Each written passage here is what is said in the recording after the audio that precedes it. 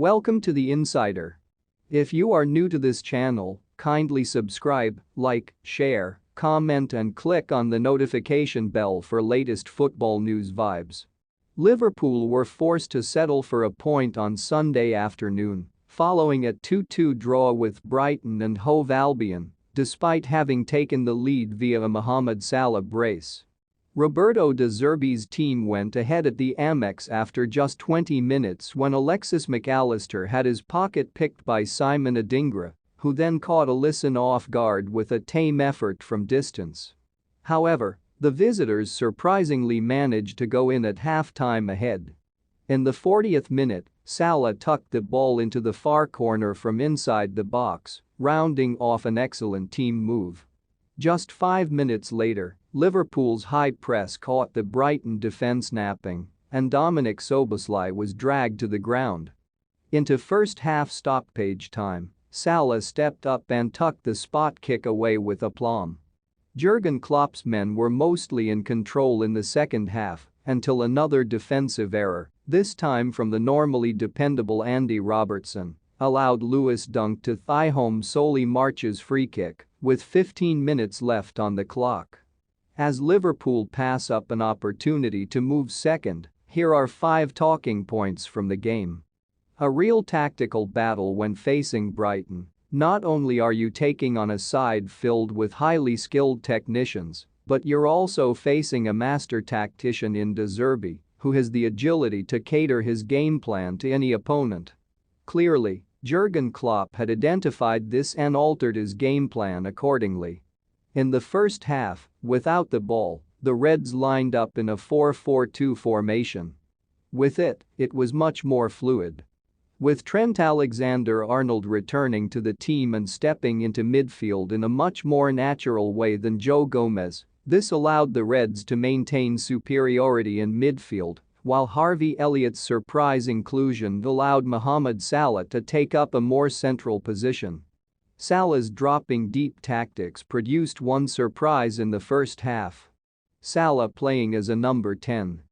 With Darwin Núñez leading the line, the Egyptian dropped into pockets where many fans have probably never seen him before, even at one point coming deep to try to collect the ball from Alisson. Salah is in a rich vein of creative form, but wasn't quite able to provide the killer pass from the middle. That didn't stop him from scoring 2 first-half goals, though. Mac Allister needed help in the second half.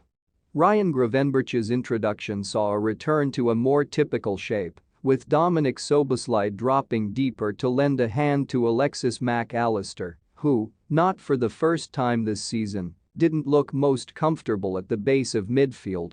For Brighton's opening goal, although given a poor pass by Virgil van Dijk, he was caught on his heels and surrendered possession at a time when he was practically the last line of defense. This happened twice in one half against Wolverhampton Wanderers, too.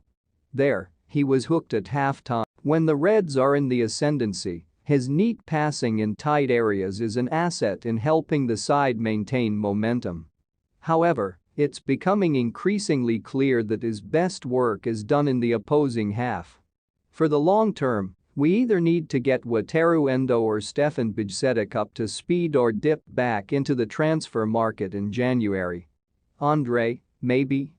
Costly defensive errors in a game with few clear-cut chances for either team. Brighton's goals came as a result of Liverpool's own doing. By his usual high standards, Alisson was made to look rather silly by Simon Adingra's opening goal. He lost his bearings when Alexis Mac Allister was robbed of possession and committed to the dive too soon, with the ball not traveling at any great speed. While it would be easy to point the finger of blame at either of these two, it was captain Virgil van Dijk who fed Mac Allister the pass when he had 2 players already breathing down his neck. Being alert is crucially important when playing out from the back, and Van Dijk ought to know better. And so should Andy Robertson.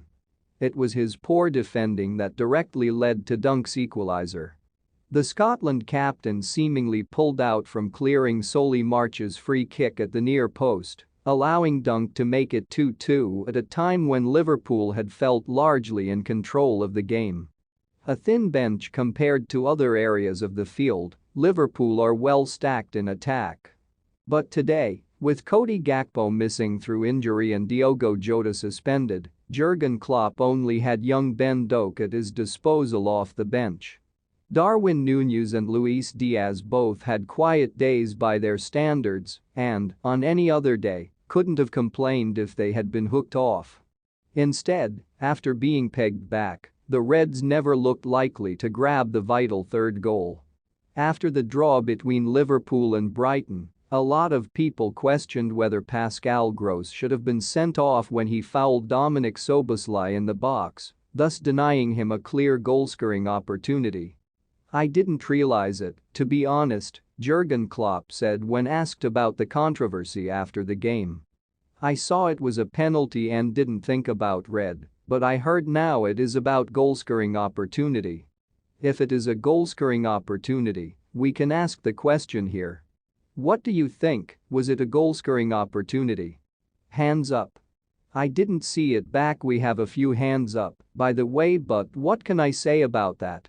I am over it, I am too old for these kind of things. We will not change it anymore. Thanks for watching this soup-up video.